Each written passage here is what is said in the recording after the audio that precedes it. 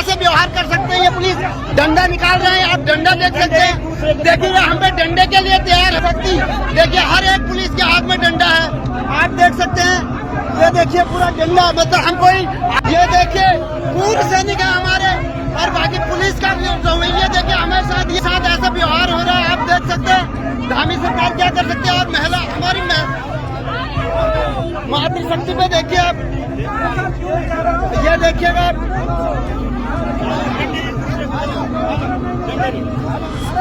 देख सकते हैं ये हमारे पूर्व सैनिक है। जी हाँ दोस्तों, उत्तराखंड में आज एक पुरानी याद ताजा हो गई। यकीन मानिए आप भी कहेंगे कि कितना कुछ बदल गया बीते 25 साल में, लेकिन नहीं बदली एक ऐसी कड़वी सच्चाई जो देहरादून में देखने को मिली तस्वीर, वो भी रात के अंधेरे में, जहां पुरुषों को घसीटा गया, महिलाओं को खींच कर ले जाया गया। ये सब कुछ क्यों हुआ बताऊंगा आपको अपने इस रिपोर्ट के जरिए। इस वीडियो में आप बने रहिएगा अंत तक मेरे साथ जरूर। नमस्कार, पहलाग में पंकज रौतेला, आप देख रहे हैं उत्तराखंड न्यूज।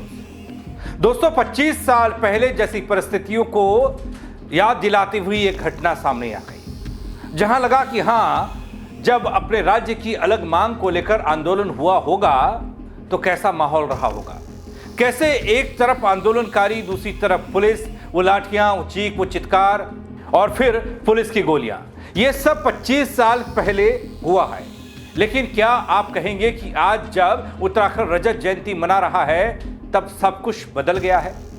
हां, शायद बहुत कुछ बदल गया होगा, लेकिन जो नहीं बदली वो तस्वीर आंदोलनकारियों के साथ बर्बरता वाला सलूक।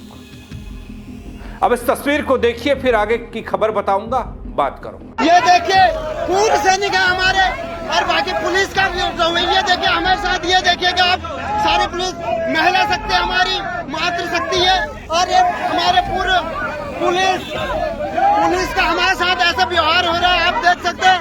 धामी सरकार क्या कर सकते हैं? और महिला हमारी मातृशक्ति पे देखिए आप, ये देखिएगा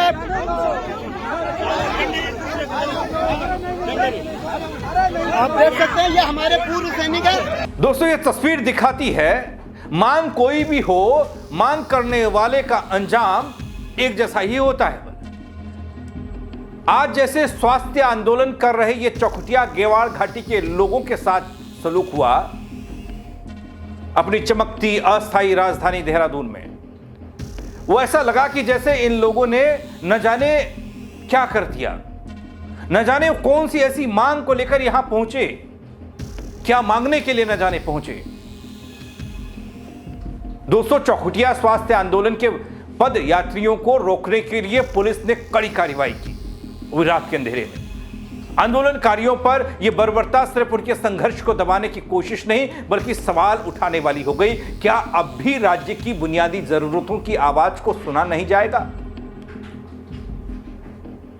दोस्तों ऑपरेशन स्वास्थ्य, पूर्व फौजी भुवन कठायत का अनशन वहां से शुरुआत हुई थी, फिर पूरी गेवाड़ घाटी अनशन पर बैठ गई, आंदोलन में बैठ गई। जब फिर भी नहीं सुना, आगे देखिएगा इस पर क्या कुछ होता रहा, तो पद यात्रा का प्लान बना।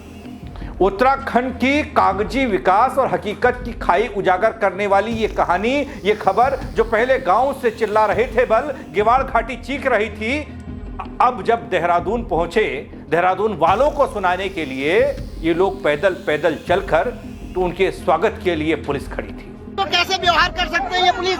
डंडा निकाल रहे हैं, आप डंडा देख सकते हैं। देखिए हम पे डंडे के लिए तैयार हो रहे हैं। ये देखिए पूरे गाड़ी में डंडा ही भर के लाए हैं और हमारी मातृशक्ति देखिए हर एक पुलिस के हाथ में डंडा है, आप देख सकते हैं।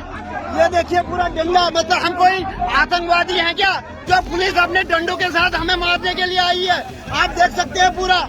और हमारे पूर्व सैनिक हैं, ये पूर्व सैनिक भुवन कठायत, और इनके साथ आप देखिएगा मातृशक्ति हमारे साथ है। और फिर भी अब ये पुलिस प्रशासन पूरे डंडे के साथ, हम कोई वो नहीं कर रहे, हम कोई आतंकवादी नहीं है, और हम कोई वो नहीं है। आप देख सकते हैं पूर्व सैनिकों किस हिसाब से हो रहा है, ये देख सकते हैं आप।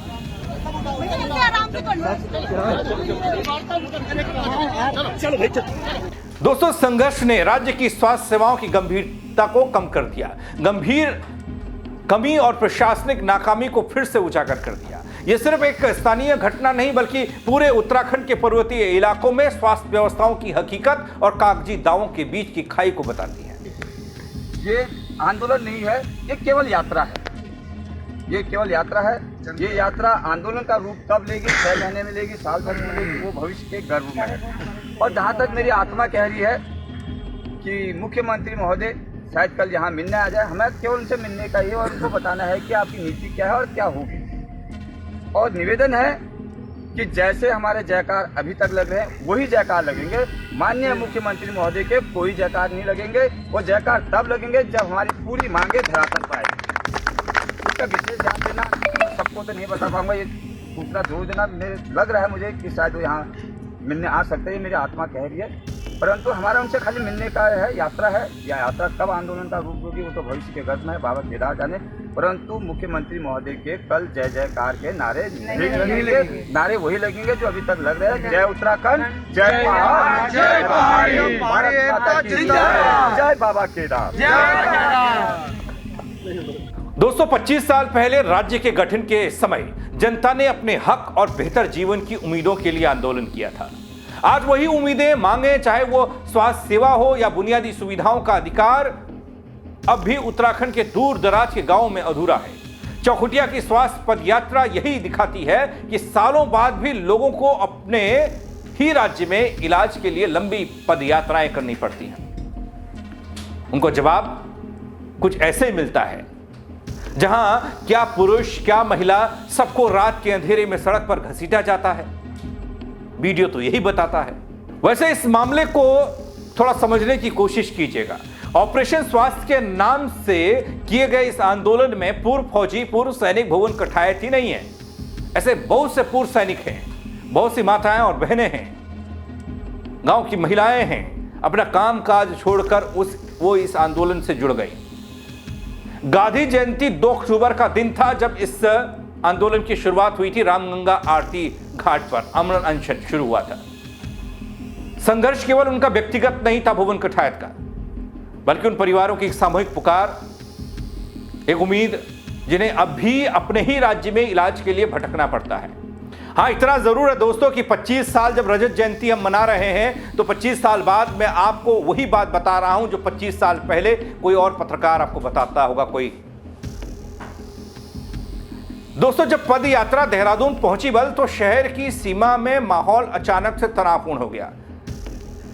इधर पुलिस वाले कहते हैं कि इन्होंने तनावपूर्ण माहौल बनाया जो लोग पद यात्रा कर रहे हैं। अब तक इस आंदोलन को शांतिप्रिय तरीके से देखा गया दोस्तों। पुलिस ने कई मर्तबा इनसे बातचीत की, लेकिन कहीं पर भी ऐसा दिखा नहीं कि तनाव बढ़े, अराजकता फैलाई गई हो। बस अपनी मांग को लेकर ही आगे बढ़े। कुमाऊं के चौखुटिया से यहां पहुंचने में जितना वक्त लगा, रास्ते में तमाम पुलिसकर्मी मिले, लेकिन कहीं पर इस तरह का तनाव नहीं मिला। लेकिन देहरादून में जैसे ही एंट्री की, माहौल तनावपूर्ण हो गया। आरोप आंदोलनकारियों पर लग गया कि तो माहौल बिगाड़ने की कोशिश कर रहे हैं। पुलिस ने आंदोलनकारियों को रोका, बसों में भरा या ठूसा, गिरफ्तार कर लिया, हिरासत में ले लिया, यूं कहें। यह कार्रवाई राज्य की उस व्यवस्था पर सवाल खड़े करने वाली है दोस्तों। लोगों की आवाज सुनना नहीं चाहता कोई। उत्तराखंड के पर्वतीय इलाकों में स्वास्थ्य सेवाओं की कमी लगातार चिंता का विषय है, यह हम सब जानते हैं। डॉक्टर्स की कमी को लेकर सवाल होते रहते हैं, दवाएं नहीं मिलती हैं, अस्पतालों के ढांचागत विकास को लेकर गांवों से सवाल, थक गए हैं ग्रामीण इलाके। छोटे मोटे इलाज के लिए भी एक लंबी दूरी तय करनी पड़ती है, कई किलोमीटर की, कई 100 किलोमीटर की भी होती है कई बार। यही वजह है कि चौखुटिया का आंदोलन केवल एक स्थानीय संघर्ष नहीं बल्कि पूरे प्रदेश में स्वास्थ्य सेवाओं की गहरी समस्या के तौर पर देखा जाने लगा। और जब ये सड़क पर सब घटनाएं घट रही हैं, पैदल पैदल चौखुटिया से देहरादून लोग पहुंच गए, तो कैसे नहीं वो सदन में विशेष सत्र के दौरान ये मामला नहीं उठता। नेता प्रतिपक्ष यशपाल आर्य ने विधानसभा में इस मुद्दे को गर्मजोशी से उठाया। उनका कहना यह कि केवल चौखुटिया का मुद्दा नहीं है, ये लोग सिर्फ चौखुटिया के नहीं माने जाएंगे, बल्कि पूरे उत्तराखंड की स्वास्थ्य व्यवस्था का यह मुद्दा है। Refer refer refer. अब इलाज का पर्याय बन चुका है ये शब्द और इस पर गंभीर विचार करने की जरूरत है। आप भी सुन लीजिए। 30 दिन से वहां पर आंदोलन हो रहा है, 35 दिन हो चुके हैं और हजारों की तादाद में वहां की आवाम, वहां की जनता, माताएं, बहनें, बूढ़ी, अपाही, सब लोग वहां पर धरने पर बैठे हुए माननीय अध्यक्ष जी। और विडंबना है कि आज तक प्रशासन शासन ने कोई उनकी सुध नहीं की है। 35 दिन हो चुके हैं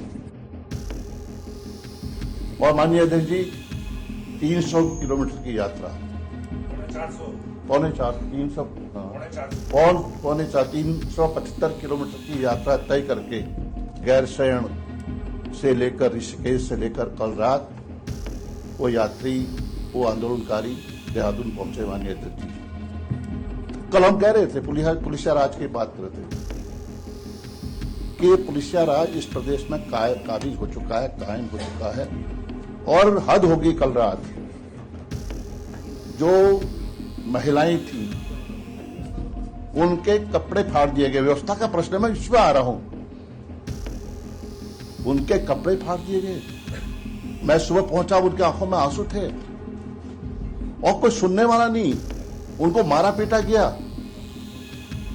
क्या इसलिए राज्य बना था? माननीय अध्यक्ष जी, हम रजत जयंती मना रहे हैं और सामुदायिक स्वास्थ्य केंद्र के जो अनशन पर बैठे हुए थे, यहां तक 375 किलोमीटर की यात्रा तय करने के बाद गांधी पार्क में पहुंचते हैं और बर्बरता पूर्वक उन पर लाठीचार्ज किया जाता है। उनके महिला पुलिस वहां नहीं होती है। पुलिस जबरन उनको उठा के ले जाती है। महिलाओं को उनके साथ लाठीचार्ज होता है, उनके साथ कपड़े फाड़ दिए जाते हैं, उनकी अभद्रता की जाती है। इससे बड़ी विडंबना माननीय अध्यक्ष जी क्या हो सकती है?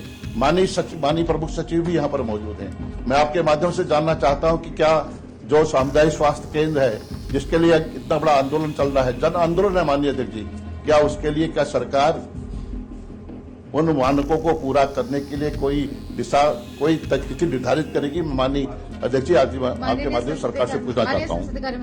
दोस्तों, यहाँ एक तरफ ये हंगामा, पुलिस की थोड़ा बर्बरता वाली तस्वीरें, सख्ती से पेश आना, घसीटना, वही प्रदेश के विधानसभा के विशेष सत्र में ये मामले का उठना, विधानसभा में यशपाल आर्य का संबोधन।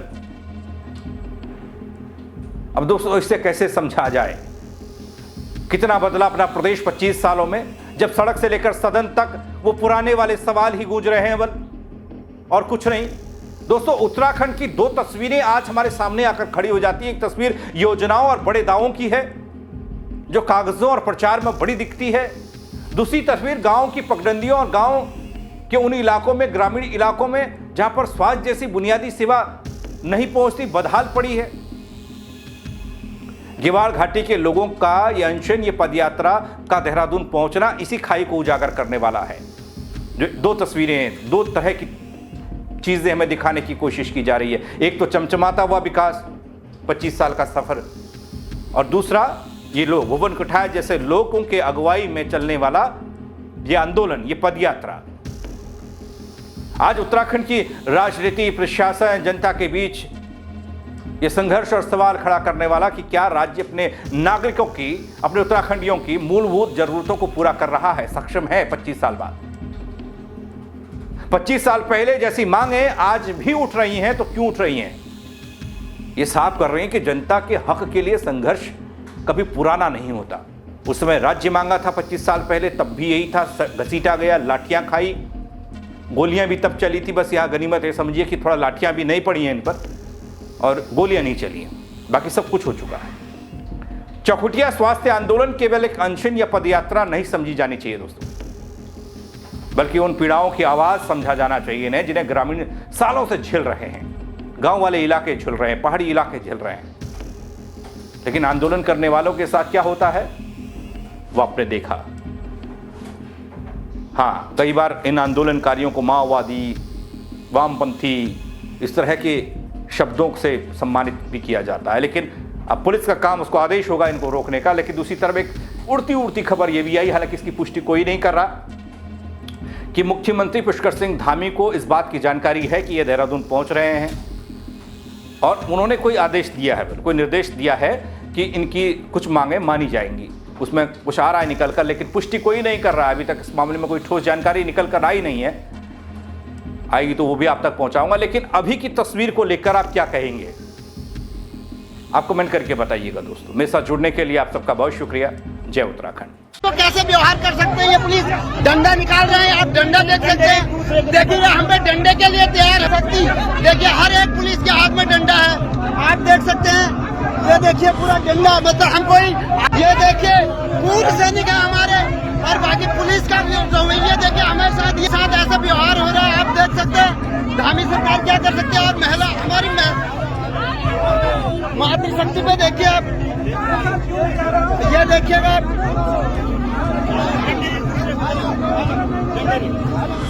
आप देख सकते हैं, ये हमारे पूर्व सैनिक है।